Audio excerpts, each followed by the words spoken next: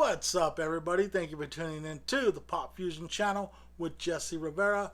I'm Jesse Rivera. This is the Pop Fusion channel, and today we are going to be talking about 1980s music soundtracks. Well, movie soundtracks, right? Not show tunes. That's a whole other monster that I don't really know too much about. So I'm not going to talk about it because I'm not as passionate about it. Before we jump into the video, though, man, hey, listen. If you're liking what you've seen, you think it's cool, do me a favor. Hit that subscribe button right there. Boom. Thank you. Hit the subscribe button and leave a comment. Let me know what you like, okay?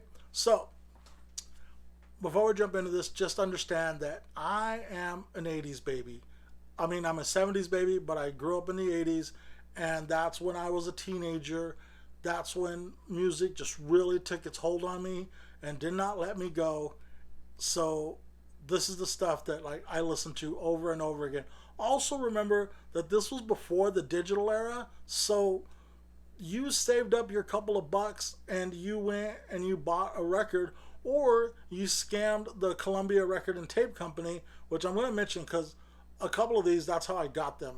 So music was a lot harder to come by, so the stuff you really dug, you held onto it, you borrowed it from a friend, you would go over to friends' houses just to listen to specific stuff. You know, that's the way it was. So we're talking 80s movie soundtracks today. And I've got my top 5 favorite, and I've got a couple of honorable mentions. I thought this was going to be easy. I really did think it was going to be super easy. I was like, I know which ones I love, and I'm just going to boom, boom, boom, go through these. But it was kind of tough.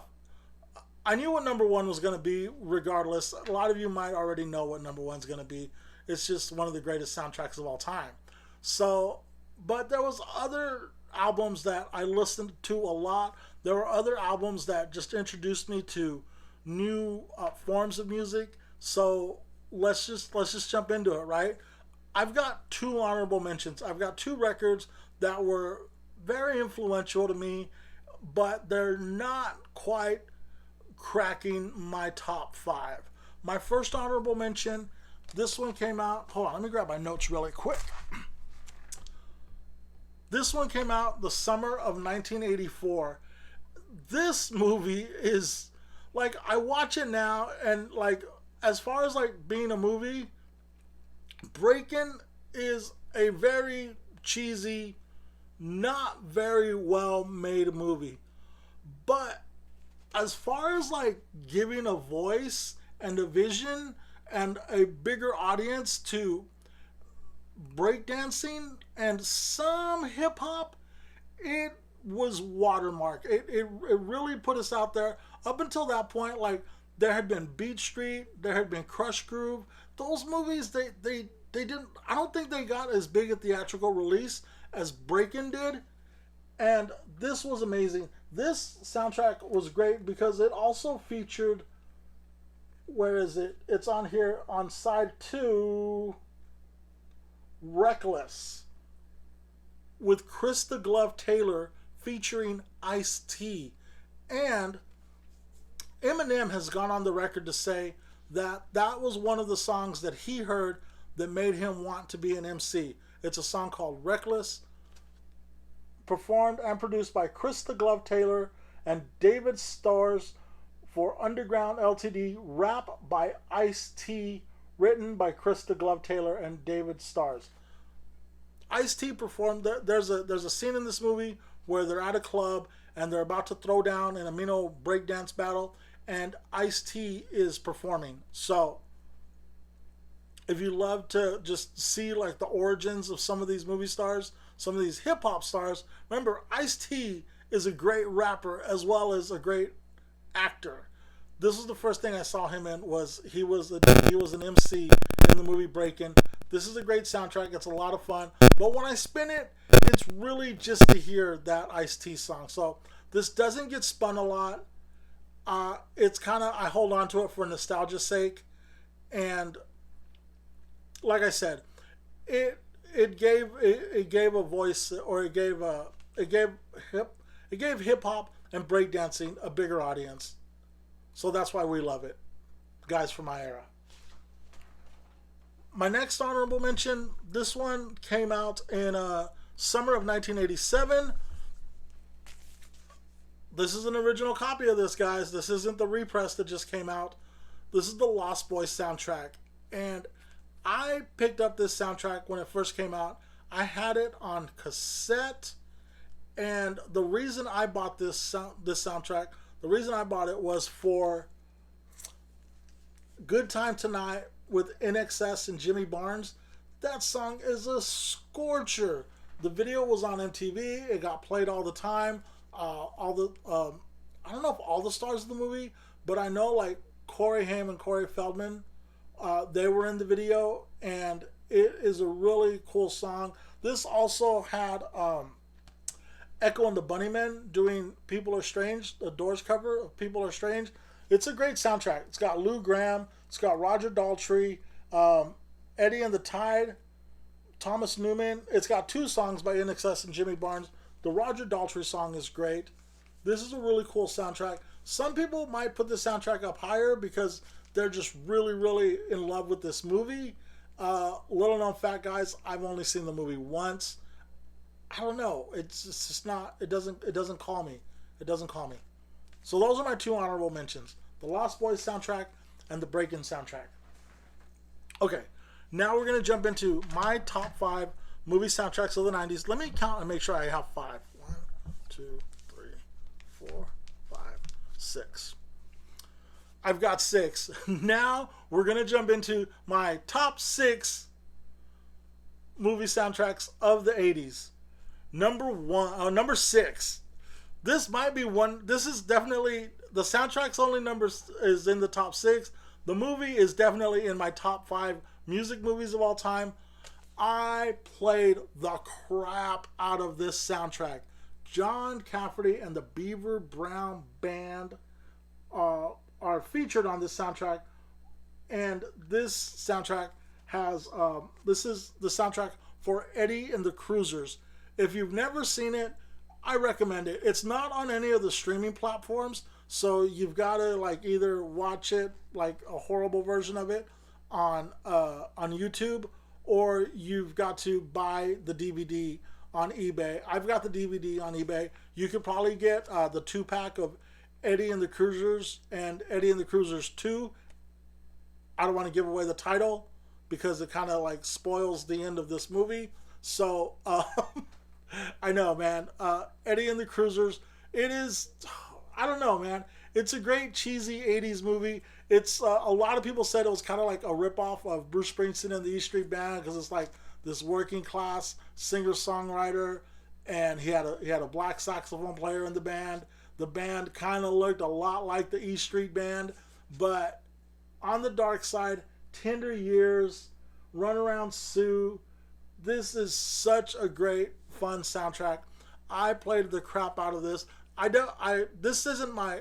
None of these are my original copies, obviously, but this is an OG copy, and I picked it up, at a used record store.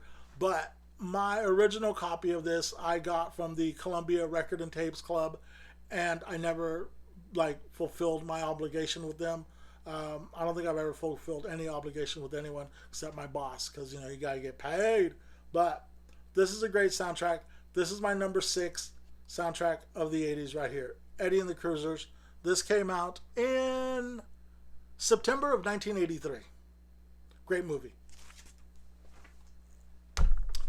This next movie, absolutely one of my favorite 80s movies. One of my favorite sports movies. Great movie. Vision Quest. This soundtrack is rocking. What is really cool about this soundtrack for me is that it's got 2 really cool Madonna songs. This is the Vision Quest soundtrack is where Madonna's Crazy for You came from, and it also has The Gambler by Madonna.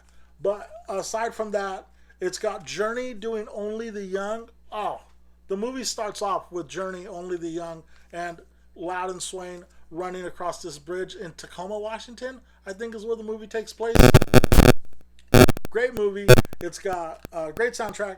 It's got Journey, Only the Young, Madonna, Crazy for You, Dawn Henley, she's on the Zoom, John Wayne Change. It's got Dio, Foreigner, Sammy Hagar, Red Rider, Lunatic Fringe. That song is great. And the Style Council, Shout to the Top. Shout to the Top? Shout to the Top. This is a great movie. I don't know if it's on any of the streaming platforms, but I own it. I bought it like on Apple Music, on Apple TV or whatever the heck. I watch this movie about once a year, and anytime someone's hanging out and they want to watch something cheesy from the 80s, I will show them this movie. Matthew Modine and Linda Fiorentino. This is a great movie, you guys. You gotta watch it. It's a great sports movie. Cheesy love story. Cheese fest all around. But it's a lot of fun to watch. And like I said, soundtrack is great. And Madonna actually makes 2 appearances. She's singing in a bar that these two go have dinner at a couple of times. The bar is featured a couple of times in the movie, and Madonna is the house band per se. So check it out. Vision Quest soundtrack. What was that? Was number 5? Number 4, 3, 2, 1. Number 4. I rented this movie once because I liked the band. The band had a couple of videos on the MTV, and I thought their videos were cool. And I was kind of really starting to get into music. And this is when you would go to the video store and you would rent videos. And I saw this in the concert movie section, and I watched it. I rented it one weekend, and I think I kept it for like weeks and weeks and weeks, and then I finally turned it back in, and then I couldn't rent from that video store for months. So I was so in love with the music that this was also one of the records that I scored from Columbia Records and Tapes. Groundbreaking soundtrack, groundbreaking movie. Jonathan Demme directed this movie. This is the Talking Heads' Stop Making Sense. And this soundtrack, they recently put it back out on CD with all of the songs from the movie. But the reason that this really stuck with me is MTV at the time was playing the live concert video for Girlfriend is Better. Absolutely one of my favorite Talking Heads songs. But this starts off with Psycho Killer. And then, I don't know if you've ever seen the movie, but the movie starts. I think one of the things that people don't like about the soundtrack is the soundtrack doesn't go in the same order that the movie does. What's really cool about the movie is that it starts off with David Byrne just coming out with an acoustic guitar and a boombox. And he's like, hey, I want to play something for you. And he hits play on the boombox, and he plays the acoustic guitar, and he does Psycho Killer. And then after that song, like one more musician comes on stage, they do a song, and then another, and then another, and then another, until gradually the entire band is on stage, and they just are rocking by that point. And it is a great movie to watch. Sometimes, like if you live in a cool city like I do, like I live in Sacramento, California, if you live in a cool city that's got like one of those independent theaters, they will sometimes still show Stop Making Sense at like, the local independent movie house on a Friday or Saturday night. And if you get a chance to watch it on the big screen, I absolutely tell you to try to watch this on the big screen. If not, you could rent this on iTunes, but this soundtrack is great. They're not too hard to find, but they can get pricey. I've seen them go anywhere between 20 and like $50 depending on. The original versions of this came with a cool little fold-out booklet. This one doesn't have it, but this still sounds great, and I love it. It is my number 4 in the top 6 soundtracks of the 80s. Number 3.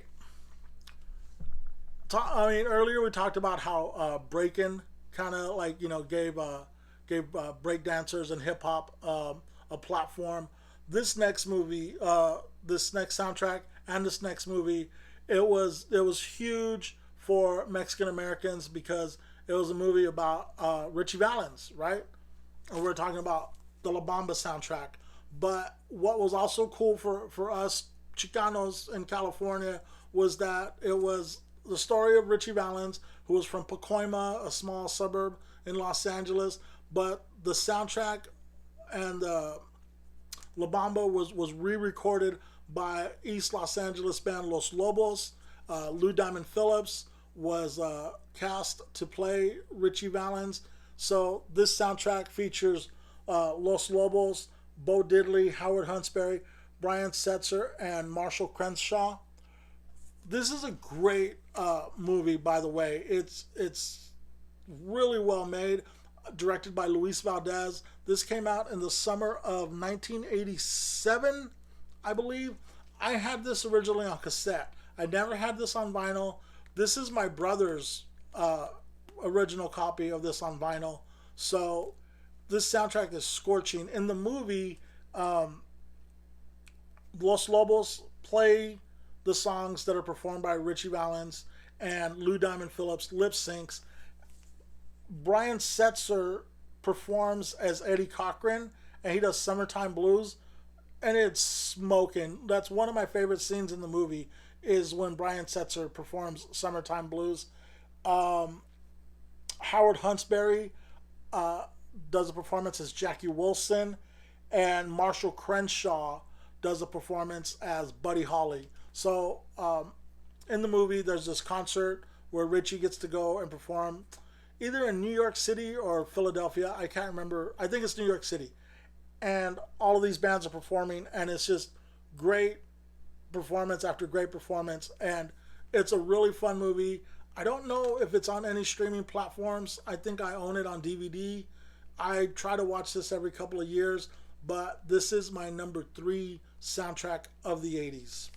La Bamba. Number 2. This one barely made it because I was like, did that come out in 79 or did it come out in 1980? Came out in 1980, and I absolutely have played the crap out of this soundtrack. Dude, it's crazy to me to think that John Belushi and Dan Aykroyd were already like established comedic performers, right? They weren't stand-up comics, but they were improvisers who found fame on Saturday Night Live, and they turned that into making movies. But then, like, in their downtime, well, they probably never really had any downtime, if you know what I mean. But in their spare time, they said, let's start a band and perform concerts and do 5 sold-out nights at, I want to say that at the peak of, like at the height of their bigness or whatever you want to call it, they sold out like 3 nights at the Universal Amphitheater in Los Angeles with Steve Martin opening up, or Steve Martin sold out with the Blues Brothers opening up. But anyway, it's ridiculous to think that these 2 dudes could just start a side project, and it was amazing. And they did it the right way. Like, they were like the character of the band, like they were the personality of the band, but they put together a smoking blues band, and that band just powered them and laid the foundation for them to just go out there and be these characters of Jake and Elwood Blues. I can't think of all the songs that are on here right now. Oh, so it's not just Cab Calloway performs on here. I forgot about that. And let's see. But yeah, it is. Oh, James Brown is on here. Aretha Franklin is on here. Great soundtrack. Highly recommend it. I see this used a lot. Now, there's a few Blues Brothers records that I see in the used bins often. I would pass on any Blues Brothers. Like, if you're only going to have one Blues Brothers record in your record collection, I would own this one. Because, like I said, you get the great stuff by the Blues Brothers, and you get Aretha Franklin, Cab Calloway. This is the one to own. If you're going to own one Blues Brothers record, get this one. Blues Brothers. This came out in June of 1980. So barely made it. This is my number 2 soundtrack of the 80s. Number 1 is a no-brainer. This is my brother's original copy of this soundtrack. The Purple Rain soundtrack. Summer of 1984. I was in 7th grade, about to be in 8th grade, and oh my gosh, this soundtrack, you could still put this, the movie is horrible, right? There's bad dubbing in the movie. The only good thing about the movie is the musical performances. The musical performances in this movie are just amazing, right? This soundtrack, man, you know, there's a lot to be said that what is great about the soundtrack is like, it's compared to albums that started coming out in the 90s and the 2000s, when the CD era came in and you could put 72 minutes on a CD, we didn't need 72 minutes worth of music, man. The LP era, like, and their 45, 50 minutes worth of music, packed a punch. And this album is nonstop, hit after hit after hit. Darling Nikki, Computer Blue is my favorite song on here. And of course, the finishing, the 1-2, towards the end, the 1-2 punch of I Would Die For You and Baby I'm a Star. And of course, the title track, Purple Rain. Album starts off with Let's Go Crazy. I mean, anybody who loves music really knows this record. If you don't know, like, if you're kind of just like barely getting into record collecting, and you're a younger person, and you know that you got to get some Prince in your collection, dude, get this. There's lots of reissues of it, and they all sound great.